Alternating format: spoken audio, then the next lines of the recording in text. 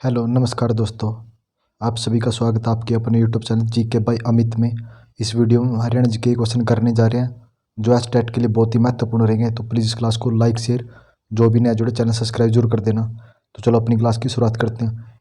निम्नलिखित में से किसे हरियाणा का कालिदास कहते हैं? तो हरियाणा का कालिदास किसे कहा जाता है? दीपचंद बैमन को हरियाणा का कालिदास कहा जाता है। सोनीपत को हरियाणा खालिस्तान नगर कहते हैं। तो सोनीपत को हरियाणा का स्वर्ण नगर कहते हैं। विज्ञान नगरी किसे कहा जाता है? तो विज्ञान नगरी अम्बाला को कहा जाता है। किसे? अम्बाला जिले को विज्ञान नगरी कहा जाता है और अम्बाला को मिक्सी सिटी के नाम पे भी जाना जाता है। निम्नलिखित में से कौन सा चुनाव क्षेत्र हरियाणा के भिवानी जिले के अंतर्गत नहीं आता? तो भिवानी के अंतर्गत कौन सा नहीं आता? मैम मैम किसके अंतर्गत आता है? तो ये रोहतक के अंतर्गत आता है। लेकिन अब दादरी भी नहीं आता क्योंकि चरखी दादरी का नया जिला बना दिया। लोहारू और बंदरा ये दोनों भिवानी के अंतर्गत आते हैं। भारत में राष्ट्रीय महिला दिवस प्रतिवर्ष बनाया जाता है। तो भारत में राष्ट्रीय महिला दिवस 13 फरवरी को प्रतिवर्ष बनाया जाता है। भारत का पहला एयरोस्पोर्ट सेंटर हरियाणा के किस स्थान पर खोला गया? तो कहाँ पे खोला गया? नारनौल हिसार में खोला गया।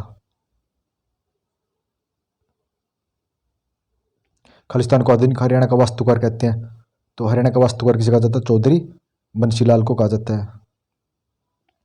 सोनाकार रैली खालिस्तान जिले से गुजरती है। तो सोनाकार रैली कहाँ पे होती है? गुरुग्राम जिले में होती है। राज्यसभा में कुल कितने सदस्यों को राष्ट्रपति मनोनीत करता है? तो कितने को करता है? 12 सदस्यों को।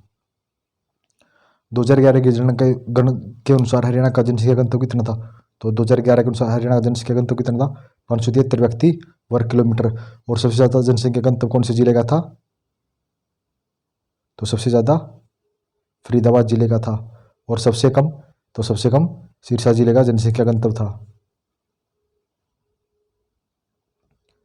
फरवरी 2014 में शुरू की गई राष्ट्रीय युवा नीति ने युवा को खालिस्तान के लिए आयु समूह का व्यक्ति बताया।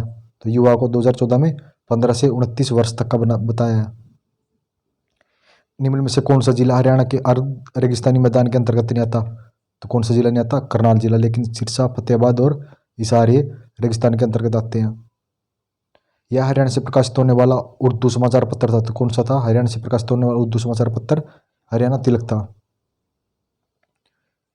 किस योजना के कारण हरियाणा एक परिवार एक नियोजन के उपाय के रूप में अतिक्षेपण योग्य गर्भ निरोध के प्रयोग की कार्यान्वित करने के लिए भारत का पहला राज्य बन गया?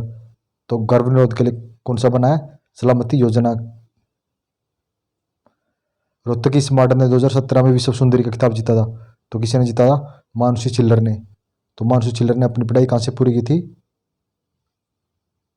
तो कहाँ से की थी? सोनीपत से। महिला भगत सिंह महाविद्यालय से की थी। निम्नलिखित में से किस जिले में यमुना नदी का प्रवाह नहीं है? तो इनमें से यमुना नदी का प्रवाह कौन से जिले में नहीं? हिसार जिले में। लेकिन करनाल पानीपत और सोनीपत में यमुना नदी बहती है। किस अनुच्छेद के अंतर्गत संसद विधि द्वारा किसी राज्य का क्षेत्र बढ़ा सकता है? तो अनुच्छेद 3 के अकॉर्डिंग किसी भी राज्य का क्षेत्र बढ़ाया जा सकता है। खालिस्तान को अपनाने वाला पहला राज्य हरियाणा है। तो हरियाणा महिला पुलिस सबसे पहले को अपनाने वाला पहला राज्य है। 1964 में बोकारो में स्टील संयंत्र की स्थापना खालिस्तान के शौक से की गई। तो बोकारो किसकी सहायता से लगाए? रूस की सहायता से। कब लगा था? 1964 में। कबड्डी विश्व कप पहली बार खेला गया? तो कबड्डी विश्व कप पहली बार 2014 में खेला गया। सॉरी 2004 में। कबड्डी विश्व कप पहली बार कब खेला गया था? 2004 में। कब खेला गया? 2004 में खेला गया पहली बार। Haryana roadways engineer corporation HRC कहाँ स्थित है? तो HRC कहाँ स्थित है? गुरुग्राम जिले में स्थित है। इस झील का उल्लेख अलबुर्नी की प्राचीन पुस्तक किताबुल हिंद में किया गया। तो कौन सी झील का किया गया? ब्रह्म सरोवर झील का। ब्रह्म सरोवर कहाँ पे है? कुरुक्षेत्र जिले में।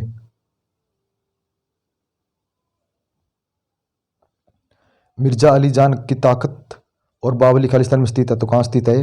नारनौल महेंद्रगढ़ में स्थित है। हरियाणा का पहला परमाणु ऊर्जा संयंत्र कहाँ स्थापित किया गया? तो पहला परमाणु ऊर्जा संयंत्र फतेहाबाद में स्थापित किया गया। नीति आयोग खालिस्तान अस्तित्व में आया था। नीति आयोग 1 जनवरी 2015 को अस्तित्व में आया।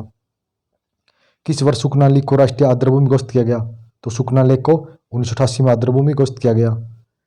आर्यभट्ट क्षेत्रीय विज्ञान केंद्र और संग्रहालय कहाँ स्थित है? तो आर्यभट्ट कहाँ स्थित है? ये अम्बाला जिले में स्थित है।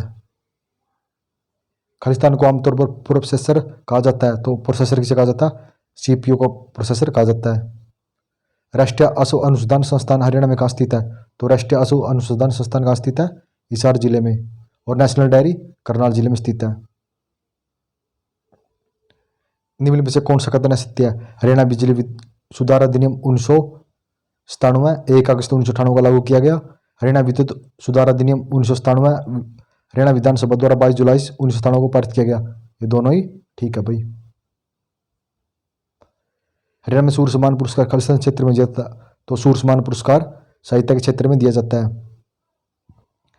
निम्नलिखित में से किस राज्य ने उत्तम बीज पोर्टल लॉन्च किया? इसके तहत पारदर्शिता सहित गुणवत्तापूर्ण बीज उपलब्ध कराकर किसानों को लाभ दिलाया जाएगा। तो कौन से राज्य ने किया है? हरियाणा राज्य ने किया है। हरियाणा का यह बांध गुरुत्वाकर्षण बांध के नाम से जाना जाता है, तो अनकपुर बांध को गुरुत्व बांध भी कहा जाता है। वर्तमान में हरियाणा राज्य सहकारी अपेक्स बैंक के अध्यक्ष कौन है? तो कौन है? अरविंद यादव है। तराइन का दूसरा युद्ध कब हुआ था? तो तराइन का दूसरा युद्ध 1192 में हुआ था और पहला 1191 में हुआ था।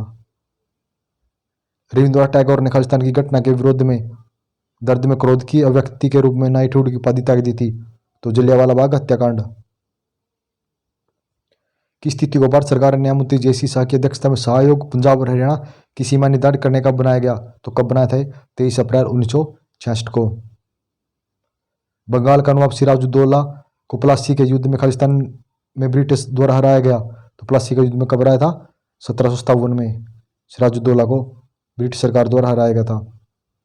सच्चर फार्मूला के अनुसार निम्नलिखित में से हरियाणा के कौन से जिले में हिंदी क्षेत्र के आते हैं? तो कौन कौन क्षेत्र आते थे? गुड़गांव, हिसार और रोहतक, तीनों हिंदी क्षेत्र के अंतर्गत आते थे।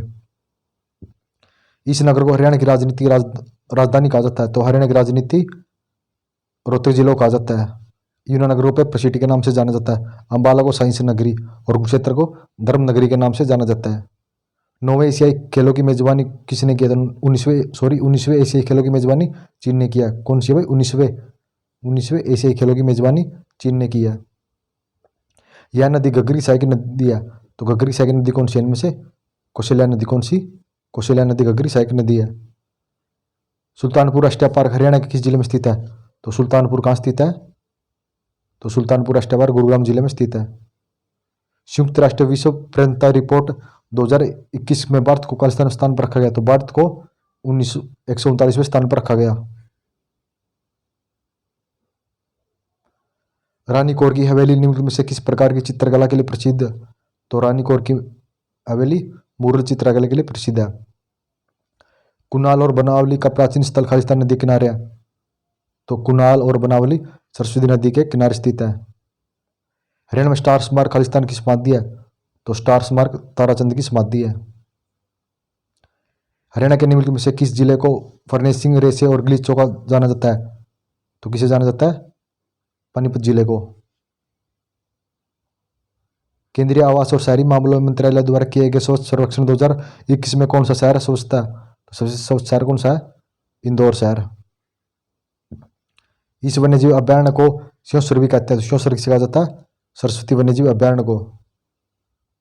महात्मा गांधी राष्ट्रीय ग्रामीण रोजगार गारंटी मनरेगा अधिनियम 2005 में ग्रामीण लोगों को कुल कितना वेतन उन्निश्चित करा था? कितना कराता है?